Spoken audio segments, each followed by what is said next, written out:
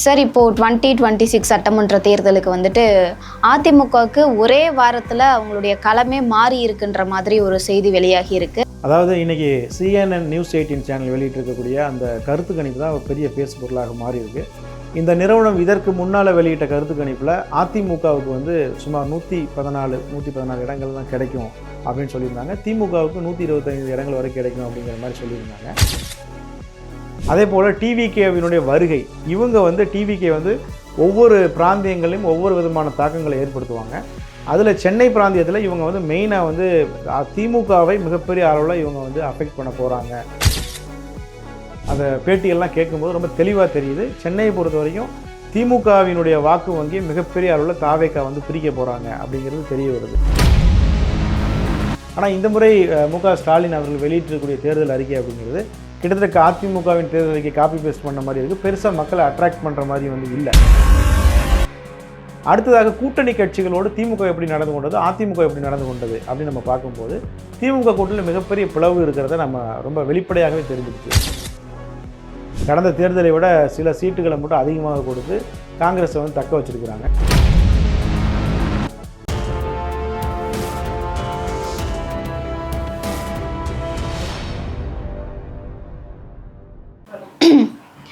யூதமிழ் நேயர்களுக்கு வணக்கம். இன்றைய நேர்காணலில் ஊடகவியலாளர் இஸ்மாயில் அவர்கள் நம்மோடு இணைஞ்சிருக்காங்க, பேசலாம். வணக்கம் சார். யூதவில் ஊடறுப்பு நேயர்களுக்கு வணக்கம். சார், இப்போ 2026 சட்டமன்ற தேர்தலுக்கு வந்துட்டு அதிமுகவுக்கு ஒரே வாரத்தில் அவங்களுடைய களமே மாறி இருக்குன்ற மாதிரி ஒரு செய்தி வெளியாகி இருக்கு. கடந்த மார்ச் 23 அப்போ பார்த்தோம் அப்படின்னா ஒரு செய்தி தொலைக்காட்சி வந்து அதிமுகவிற்கு இந்த களம் சாதகமாக இல்லை அப்படின்ற ஒரு சர்வே முடிவை வெளியிட்டிருந்தாங்க. ஆனால் இப்போ ஒரே வாரத்தில் அதே சேனல் என்ன சொல்லியிருக்காங்க அப்படின்னா 125 தொகுதிகளில் அதிமுக ஜெயிக்கிறதுக்கான வாய்ப்பு இருக்குது அப்படின்ற அடுத்த கட்ட சர்வேவை வெளியிட்டிருக்காங்க. இது பற்றி உங்களுடைய கருத்து என்ன சார்? அதாவது இன்றைக்கி CNN நியூஸ் 18 சேனல் வெளியிட்டிருக்கக்கூடிய அந்த கருத்து கணிப்பு தான் பெரிய பேசு பொருளாக மாறி இருக்கு. இந்த நிறுவனம் இதற்கு முன்னால் வெளியிட்ட கருத்து கணிப்பில் அதிமுகவுக்கு வந்து சுமார் 114 இடங்கள் தான் கிடைக்கும் அப்படின்னு சொல்லியிருந்தாங்க. திமுகவுக்கு 125 இடங்கள் வரை கிடைக்கும் அப்படிங்கிற மாதிரி சொல்லியிருந்தாங்க. இப்போ வந்து அண்மையில் வெளியாக இருக்கக்கூடிய கருத்து கணிப்பில் அப்படியே அது வந்து மாற்றமாகி திமுக கூட்டணிக்கு சுமார் 116, அதிமுக கூட்டணி 125 இடங்கள் வரைக்கும் கிடைக்கும் அப்படிங்கிற மாதிரி அந்த கருத்து கணிப்பில் வந்து சொல்லியிருக்கிறாங்க. இது வந்து களம் வந்து மாறி இருக்குது அப்படிங்கிற ஒரு பார்வையை வந்து ஏற்படுத்தியிருக்கு. அதாவது தேர்தலை பொறுத்த வரைக்கும் பார்த்திங்கன்னா ஒவ்வொரு காலகட்டமாக வந்து அந்த ட்ரெண்ட் அப்படிங்கிறது மாறும். உதாரணத்திற்கு தேர்தல் அறிவிப்பதற்கு முன்பு வரைக்கும் ஒரு ட்ரெண்டு வந்திருக்கும். அதற்கு பிறகு வந்து அரசியல் கட்சிகள் வாக்குறுதிகளை கொடுப்பாங்கள்ல, தேர்தல் அறிக்கை வெளியிடுவாங்க. அது வந்து சில நேரங்களில் தாக்கங்களை ஏற்படுத்தும். அது வந்து ஒரு மாற்றத்தை வந்து ஏற்படுத்தும். இது இல்லாமல் வந்து கூட்டணி வந்து பெரிய ஒரு மாற்றத்தை ஏற்படுத்தும். யார் கூட போய் சேர்ந்து ஒரு இறுதி வடிவம் வந்ததற்கு பிறகு ஒரு ட்ரெண்ட் உருவாகும். இப்படி வந்து தேர்தல் காலகட்டம் அப்படிங்கிறது வந்து படிப்படியாக தொடர்ந்து மாற்றத்தை சந்திச்சுட்டே வரும்.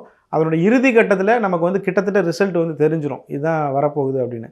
இப்போ நம்ம வந்து கிட்டத்தட்ட அப்படி ஒரு இறுதி கட்டத்தில் தான் இருக்கிறோம். ஏன்னா எல்லா கூட்டணியிலும் உறுதியாயிடுச்சு. பிரதானமாக அதிமுக கூட்டணி உறுதியாயிடுச்சு, திமுக கூட்டணியும் வந்து உறுதியாகிடுச்சு. இந்த பக்கம் நாம் தமிழ், இந்த பக்கம் வந்து விஜய் யார் கூட போக போகிறாரு அப்படிங்கிற பெரிய குழப்பம் இருந்துச்சு. இப்போ அதுவும் வந்து முடிவாயிடுச்சு. இப்போ எல்லோருமே கிட்டத்தட்ட வேட்பாளர்களையும் அறிவிச்சிட்டாங்க.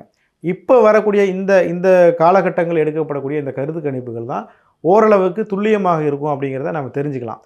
தேர்தல் அறிக்கைகளையும் எல்லா கட்சியிலும் வெளியிட்டுட்டாங்க. அப்போ இந்த சூழலில் வெளியாகக்கூடிய இந்த கருத்து கணிப்பில் அதிமுக தான் முன்னணியில் இருக்குது, திமுக பின்னடைவை சந்திச்சிருக்கு அப்படின்னு சொல்லி பிரபல தேசிய ஊடகமான CNN நியூஸ் 18 வந்து வெளியிட்டிருக்கக்கூடிய இந்த ஒரு கருத்து கணிப்புங்கிறது அதிமுகவுக்கு ஒரு பெரிய பாசிட்டிவ் விஷயமாக நான் வந்து பார்க்குறேன். அதாவது வழக்கமாக நம்ம சென்னை பிராந்தியம், சென்னை, காஞ்சிபுரம், திருவள்ளூர், அதே போல் செங்கல்பட்டு, இந்த பிராந்தியத்தில் கடந்த 2021 சட்டமன்ற தேர்தலில் திமுக மிகப்பெரிய அளவில் ஆதிக்கம் செலுத்தினாங்க. கிட்டத்தட்ட 38 சட்டமன்ற தொகுதி நான் நினைக்கிறேன். அதில் வந்து மதுராந்தகம் தொகுதியில் மட்டும்தான் அதிமுக வந்து வின் பண்ணாங்க. மீது எல்லா இடங்கள்லையுமே திமுக வந்து பெரிய ஒரு ஸ்வீப் பண்ணாங்க. பட் இன்றைக்கி என்ன நிலவரம் அப்படின்னு நம்ம பார்க்கும்போது சென்னை பிராந்தியத்தில் திமுகவிற்கு கடுமையான எதிர்ப்பு அலை, கடுமையான வந்து ஆட்சிக்கு எதிரான ஒரு அலை வந்து இருக்குது அப்படின்னு பார்க்கப்படுது. அதே போல் டிவிகேவினுடைய வருகை, இவங்க வந்து டிவிகே வந்து ஒவ்வொரு பிராந்தியங்களையும் ஒவ்வொரு விதமான தாக்கங்களை ஏற்படுத்துவாங்க. அதில் சென்னை பிராந்தியத்தில் இவங்க வந்து மெயினாக வந்து திமுகவை மிகப்பெரிய அளவில் இவங்க வந்து அஃபெக்ட் பண்ண போகிறாங்க அப்படிங்கிற விஷயம் வந்து தெரிய வருது. இதை பல கள நிலவரங்களும் இதை தான் நமக்கு காட்டுது. அதே போல் வந்து பல மூத்த ஊடகவியலாளர்கள் பேசும்போதும் சென்னை மக்களினுடைய அந்த பேட்டிகள்லாம் கேட்கும்போது ரொம்ப தெளிவாக தெரியுது. சென்னையை பொறுத்த வரைக்கும் திமுகவினுடைய வாக்கு வங்கியை மிகப்பெரிய அளவில் தாவேக்கா வந்து பிரிக்க போகிறாங்க அப்படிங்கிறது தெரிய வருது. அதனால் கடந்த தேர்தலில் வந்து ஒரே ஒரு தொகுதியில் வின் பண்ண அதிமுக இந்த முறை வந்து கணிசமான இடங்களை கைப்பற்றுவதற்கான வாய்ப்புகள் இருக்குது அப்படின்னு பார்க்கப்படுது. ஏன்னா விஜய் பிரிக்கக்கூடிய வாக்குகள் யாருடைய வாக்குகள்னு பார்க்கும்போது குறிப்பாக திமுகவினுடைய கோர் ஓட் பேங்க்னு சொல்லக்கூடிய மைனாரிட்டி வாக்கு வங்கியை விஜய் வந்து பிரிக்க போகிறார் அப்படின்னு சொல்லி உறுதியாக நம்பப்படுது. காரணம் விஜயனுடைய வேட்பாளர்கள் லிஸ்ட்லேருந்து நம்ம தெரிஞ்சுக்கலாம். கிட்டத்தட்ட 25க்கும் மேற்பட்ட இஸ்லாமிய மற்றும் கிறிஸ்தவ சமூகங்களைச் சேர்ந்த வேட்பாளர்களை விஜய் வந்து களமிறக்கியிருக்கிறார். அதனால் சென்னை பிராந்தியத்தை பொறுத்த வரைக்கும் விஜய் பிரிக்கக்கூடிய வாக்குகள் திமுகவை பெரிய அளவில் பாதிக்கும். அப்படிங்கும்போது ஆட்டோமேட்டிக்காக அது வந்து பிரதான எதிர்க்கட்சியான அதிமுகவுக்கு சாதகமாக போகும் அப்படிங்கிறத நம்ம பார்க்க முடியுது. அடுத்ததாக கொங்கு மண்டலத்தில் வந்து எப்போவுமே கடந்த தேர்தலில் அதிமுக தான் மிகப்பெரிய அளவில் ஆதிக்கம் செலுத்தியிருக்கிறாங்க. இந்த முறையும் அதிமுக கூட்டணி அப்படிங்கிறது அப்படியே வந்து இன்டாக்டாக வந்து அங்கே அமைஞ்சிருக்கு. அதனால் வந்து அங்கே திமுக வந்து ஏதாவது லீடு எடுத்திருக்காங்களா அல்லது வந்து தாவேக்கா பெரிய தாக்கத்தை ஏற்படுத்துவாங்களா அப்படின்னு பார்க்கும்போது தாவேக்கா சில குறிப்பிடத்தக்க தாக்கங்களை ஏற்படுத்துவாங்க அப்படின்னாலும் கூட அது வந்து யாருக்கு சாதகமாக போகும்னா அதிமுகவுக்கு தான் சாதகமாக போகும். திமுகவுக்கு அது பெரிய சாதகமாக இருக்காது அப்படிங்கிறதையும் பார்க்கப்படுது. அதாவது திமுக அதிமுக 2 வாக்கு வங்கிகளும் கிட்டத்தட்ட ஈக்குவலாக விஜய் வந்து பிரிப்பார் அப்படிங்கும்போது ஆட்டோமேட்டிக்காக ரேஸில் அதிமுக தான் முன்னணியில் இருக்கிறாங்க. அதனால் அவங்க வெற்றி வாய்ப்பு பெறுவதற்கான வாய்ப்புகள் அதிகமாக இருக்குது. அடுத்ததாக நம்ம எடுத்துக்கிட்டோம்னா தென் மண்டலம், அதே போல் டெல்டா மண்டலம், அதே போல் வட ஆற்காடு தென் ஆற்காடுன்னு சொல்லக்கூடிய இந்த வடக்கு மாவட்டங்கள் இதெல்லாம் நாம் எடுத்துக்கொள்ளும்போது இங்கேயுமே வந்து விஜய் வந்து திமுகவின் வாக்குவை கடுமையாக பிரிப்பார். காரணம் என்னென்னா அவங்க திமுக என்ன ஐடியாலஜி சொல்லுதோ அதே ஐடியாலஜி தான் விஜய்ன்னு சொல்கிறார். அதே போல் திமுகவை விஜய் எதிரியாக சொல்கிறார். தொடர்ந்து தீய சக்தின்னு சொல்கிறாரு.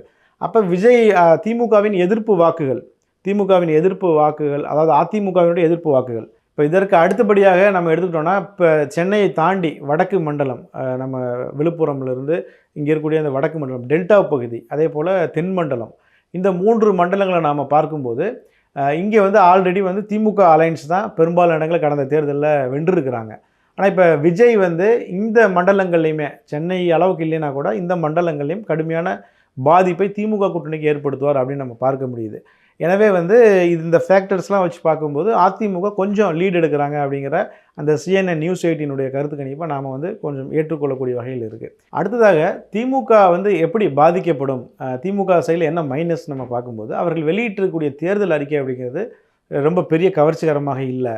கருணாநிதி அவர்கள் இருக்கும்போதெல்லாம் ரொம்ப கவர்ச்சிகரமான தேர்தல் அறிக்கையை வெளியிடுவாங்க. தேர்தல் அறிக்கை தான் கதாநாயகனாக இருக்கும் திமுகவுக்கு அப்படின்லாம் சொல்லுவாங்க. ஆனால் இந்த முறை மு.க. ஸ்டாலின் அவர்கள் வெளியிட்டிருக்கக்கூடிய தேர்தல் அறிக்கை அப்படிங்கிறது கிட்டத்தட்ட அதிமுகவின் தேர்தல் அறிக்கை காப்பி பேஸ்ட் பண்ண மாதிரி இருக்குது. பெருசாக மக்களை அட்ராக்ட் பண்ணுற மாதிரி வந்து இல்லை. அதிமுக வந்து எடப்பாடி பழனிசாமி இதற்கு முன்பு அவர் அறிவிக்கும் போது அந்த திட்டங்கள் வந்து பெரிய அளவு வரவேற்பு பெற்றது. அது வந்து லேப்டாப்பாக இருந்தாலும் சரி, வீடு வழங்கக்கூடிய திட்டமாக இருந்தாலும் சரி, நிலம் இல்லாதவர்களுக்கு வீடு, நிலம் உள்ளவர்களுக்கு வீடு, இப்படி புதுமையான பல திட்டங்களை வந்து அவர் வந்து அறிவித்தார். பட் திமுக வந்து அதை பீட் பண்ணுற மாதிரி ஏதாவது பண்ணுவாங்களா அப்படின்னு பார்த்தா இல்லாமல் கிட்டத்தட்ட அதை காப்பி பேஸ்ட் பண்ண மாதிரி இருக்குது. அப்போ மக்கள் வந்து ஆட்டோமேட்டிக்காக அதற்கு இந்த தேர்தலுக்கு அதுவே பரவாயில்ல அப்படிங்கிற ஒரு நிலைக்கு வரக்கூடிய வாய்ப்புகள் வந்து இருக்குது. அடுத்ததாக கூட்டணி கட்சிகளோடு திமுக எப்படி நடந்து கொண்டது, அதிமுக எப்படி நடந்து கொண்டது அப்படின்னு நம்ம பார்க்கும்போது திமுக கூட்டணியில் மிகப்பெரிய பிளவு இருக்கிறத நம்ம ரொம்ப வெளிப்படையாகவே தெரிஞ்சிடுச்சு. தேர்தலுக்கு முன்னாலேயே அவங்க வந்து தாவேகா கூட வந்து பேச்சுவார்த்தை நடத்தி அவங்க காங்கிரஸ் வந்து தாவேகா கூட தான் போக போகிறாங்க அப்படிங்கிற மாதிரி ஒரு சூழல் உருவாகி அதற்கு பிறகு வந்து பார்த்திங்கன்னா மீண்டும் அவர்கள் திமுகவோடு சேர்ந்துருக்கிறாங்க. கூடுதல் இடம் வேணும், ஆட்சி அதிகாரத்தில் பங்கு வேணும், அப்படி இப்படிலாம் உருட்டினாங்க. கடைசியில் பார்த்தீங்கன்னு சொன்னால் கடந்த தேர்தலை விட சில சீட்டுகளை மட்டும் அதிகமாக கொடுத்து காங்கிரஸை வந்து தக்க வச்சுருக்கிறாங்க. தமிழ்நாட்டில் பாண்டிச்சேரியில் பார்த்தீங்கன்னா காங்கிரஸ் திமுகவில் மிகப்பெரிய பிரச்சனை. அப்போ இந்த கூட்டணி அப்படிங்கிறது ஒரு பொருந்தாத கூட்டணியாக இருக்குது. இன்னொரு பக்கம் பார்த்தீங்கன்னா எந்த விதமான வாக்கு வலியுமே இல்லாத தேமுதிகவை கொண்டு வந்து அவங்களுக்கு ஒரு 10 சீட்டு, அவங்களுக்கு ஒரு ராஜ்யசபா உறுப்பினர் கொடுத்துட்டு, இன்னொரு பக்கம் திமுக கூட்டணிக்கு வந்து ஆணிவேர் மாதிரி முதுகெலும்பு மாதிரி இருக்கக்கூடிய கம்யூனிஸ்ட்டுகள், விடுதலை சிறுத்தைகள், சிறுபான்மை கட்சிகள், இவங்களுக்கெல்லாம் வந்து மிகப்பெரிய அநீதியை திமுக செஞ்சதாக அந்த கட்சிகள்லாம் கருதுகிறாங்க. குறிப்பாக 2 கம்யூனிஸ்ட் கட்சிகளும் 5 சீட்டு வந்து வழங்கப்பட்டது அந்த கட்சியினரால் ஏற்றுக்கொள்ள முடியாத வகையில் இருக்குது. அதே போல் விசிகா வந்து மாநில கட்சியாக அங்கீகாரம் பெற்றுட்டாங்க. அவங்க இரட்டை இலக்கு தொகுதியில் கடந்த தேர்தலேருந்தே கேட்டுட்ருக்கிறாங்க. அவங்களுக்கு இரட்டை இலக்க தொகுதி கொடுக்காமல் 8 தொகுதிகளை வந்து வழங்கி இருக்கிறது அந்த கட்சி தலைவர்லேருந்து தொண்டர்கள் வரை மிகப்பெரிய ஒரு மன உளைச்சலை அவர்களுக்கும் ஏற்படுத்தி இருக்குது. சிறுபான்மை அரசியல் கட்சிகளை பொறுத்த வரைக்கும் பார்த்தீங்கன்னா அவங்களுக்கு வழங்கப்பட்டுள்ள சீட்டுகள் அப்படிங்கிறது ரொம்ப ஒரு நகைச்சுவையாக இருக்குது. காரணம் என்னன்னு சொன்னால், இஸ்லாமியர்கள் பெரும்பான்மையாக வசிக்கக்கூடிய பகுதிகளில் குறிப்பாக கடையநல்லூர் பகுதியை வந்து வழக்கமாக ஏதாவது ஒரு முஸ்லீம் கட்சிகளுக்கு திமுக வந்து கொடுப்பாங்க. இந்த முறை பார்த்தீங்கன்னா மதிமுகவுக்கு கொடுத்துருக்குறாங்க. அதாவது மதிமுக வலுவாக உள்ள இடங்களை அவங்களுக்கு கொடுக்கல, சிறுபான்மை கட்சிகள் எங்கே வலுவாக இருக்காங்களோ அந்த இடங்களை அவங்களுக்கு கொடுக்கல. இப்போ மாற்றி வந்து சீட்டுகளை வந்து திமுக கொடுத்துருக்கிறது அந்த கூட்டணி கட்சியில் மிகப்பெரிய ஒரு அதிருப்தியில் வந்து ஆழ்த்தியிருக்கு. மனிதநேய மக்கள் கட்சிக்கு பார்த்தீங்கன்னா கடந்த தேர்தலில் பாபநாசமும் மணப்பாறை தொகுதியும் கொடுத்தாங்க. அந்த 2 தொகுதியிலுமே அவங்க வந்து வேண்டா வெறுப்பாக தான் போட்டிட்டாங்க. ஆனால் ஒரு வழியாக 2 தொகுதியிலும் அவங்க வெற்றி பெற்றாங்க. ஆனால் இந்த முறை வந்து பார்த்திங்கன்னா அவங்களுடைய அந்த ப்ரிஃபரன்ஸ் லிஸ்ட்டில் வந்து இல்லாத தொகுதிகளை மீண்டும் ஒதுக்கிக்கிறாங்க. மணப்பாறையை அவங்க கடைசி ப்ரிஃபரன்ஸாக தான் வச்சுருந்தாங்க. மணப்பாறை தொகுதி ஒதுக்கிக்கிறாங்க. இன்னொரு பக்கம் பார்க்கும்போது பாபநாசம் அவங்களுக்கு பாசிட்டிவாக இருந்துச்சு. ஆனால் அதை விட்டுட்டு நாகப்பட்டினத்தில் கொண்டு போய் நிறுத்தியிருக்கிறாங்க மனிதநேய மக்கள் கட்சிக்கு. எஸ்டிபிஐ கட்சிக்கு பார்த்தீங்கன்னு சொன்னால் நன்னிலம் தொகுதி, இஸ்லாமியர்கள் மிக குறைவாக வசிக்கக்கூடிய நன்னிலம் தொகுதியை போய் கொடுத்துருக்குறாங்க. அவங்க வழக்கமாக கடையநல்லூர் மாதிரி இடங்களில் அதிகமான வாக்குகள் இதுக்கும் தனியாக நின்று வாங்கியிருக்கிறாங்க. ஆனால் அவங்களுக்கு கொண்டு போய் நன்னிலம் தொகுதியை வந்து கொடுத்துருக்குறாங்க. இந்திய யூனியன் முஸ்லீம் லீக் கட்சி வெளிப்படையாகவே காதர் மைதீன் அவர்கள் அவர் அளவுக்கு யாருமே திமுகவை சப்போர்ட் பண்ணவே முடியாது, எந்த கட்சியுமே சப்போர்ட் பண்ண முடியாது. அதனால தான் எப்போதுமே அந்த கட்சிக்கு தான் முதல் கூட்டணியில் சீட் ஒதுக்குவாங்க. ஆனால் அந்த கட்சிக்கும் பார்த்தீங்கன்னா அவங்க 5-6 தொகுதிகள் கேட்கும்போது அவங்களுக்கும் 2 தொகுதியை வந்து 2 தொகுதியாக குறைச்சி கொடுத்ததோடு மட்டும் இல்லாமல் அவங்களுக்கும் வந்து மிகப்பெரிய அநீதி இழைச்சிருக்கிறதாக அந்த கட்சியின் தலைவர் பேராசிரியர் காதர் மைதீனே சொல்கிற அளவுக்கு திமுக கூட்டணி அப்படிங்கிறது ரொம்ப வந்து ஒரு அதிருப்தி கூட்டணியாக அங்கே அமைஞ்சிருக்கு. இன்னொரு பக்கம் அதிமுக கூட்டணியை பார்த்தீங்கன்னு சொன்னால் எடப்பாடி பழனிசாமி ஒரு டஃப் பேர்கெய்னராக இந்த தேர்தலில் வந்து இருந்திருக்கிறாரு. குறிப்பாக பாரதிய ஜனதா கட்சிக்கு வந்து 50 தொகுதியில் கொடுக்க போகிறாங்க, 60 தொகுதி கொடுக்க போகிறாங்க, எடப்பாடி வந்து பாஜகவுக்கு அடிமையாயிட்டார், டெல்லிக்கு அடிமையாயிட்டார், இப்படிலாம் விமர்சனங்கள் வைக்கப்படக்கூடிய நிலையில் கடந்த தேர்தலிருந்து சில சீட்டுகளை மட்டும் அதிகரித்து கொடுத்துருக்கார் எடப்பாடி பழனிசாமி. இதற்கும் பாரதிய ஜனதா கடந்த நாடாளுமன்ற தேர்தலில் தனியாக 10% வாக்குகளையும் கூட்டணியோடு 18% வாக்குகளையும் பாரதிய ஜனதா என்டிஏ கூட்டணி வாங்கினாங்க கடந்த நாடாளுமன்ற தேர்தலில்.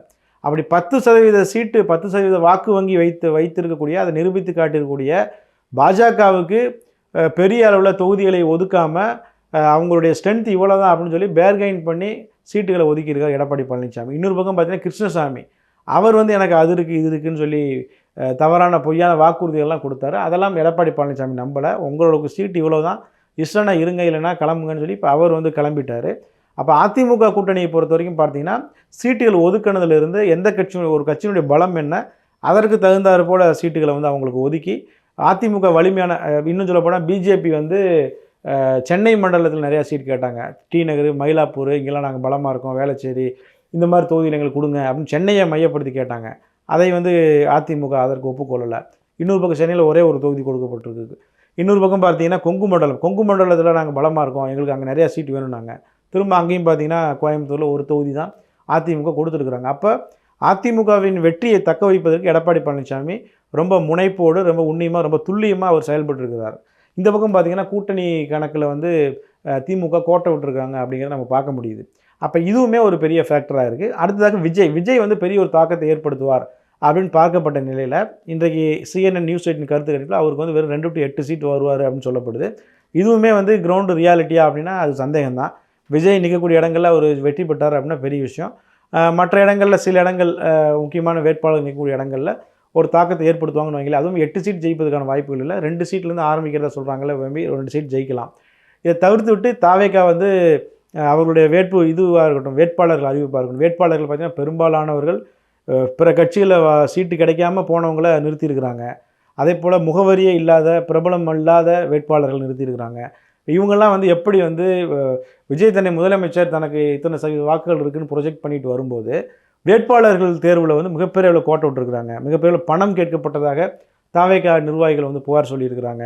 அப்போ வந்து விஜய் வந்து மிகப்பெரிய சறுக்களை சந்திச்சிருக்கிறார் அப்படிங்கிறத நம்ம இந்த இதில் பார்க்க முடியுது. நாம் தமிழர் கட்சி அவங்க இயல்பாக இந்த தேர்தலையும் தனித்து கிளம்புறாங்க, வேட்பாளர் அறிவிச்சாங்க, அவங்க ஒரு பக்கம் போயிட்டுருக்கிறாங்க. அவங்களுக்கான வாக்கு வங்கி அவங்க பெற்றுருவாங்கன்னு வைங்களேன். இப்போ இது எல்லா கணக்கிலையும் வைத்து பார்க்கும்போது அதிமுக கூட்டணிங்கிறது திமுக கூட்டணியை விட ஒரு ஸ்டெப்பு முன்னால் இருக்கிறாங்க அப்படிங்கிறத இந்த கருத்து கணிப்பு நமக்கு வந்து காட்டியிருக்கு அப்படின்னு தான் நான் பார்க்குறேன். எனவே என்ன நடக்குது அப்படிங்கிறத நம்ம பொறுத்து இருந்து பார்க்கலாம். நிச்சயமாங்க சார், தேர்தல் சம்பந்தமாக நிறைய விஷயங்கள் சொல்லியிருக்கீங்க. நன்றி. யூத் தமிழ் ஊடறுப்பு நேயர்களுக்கு நன்றி.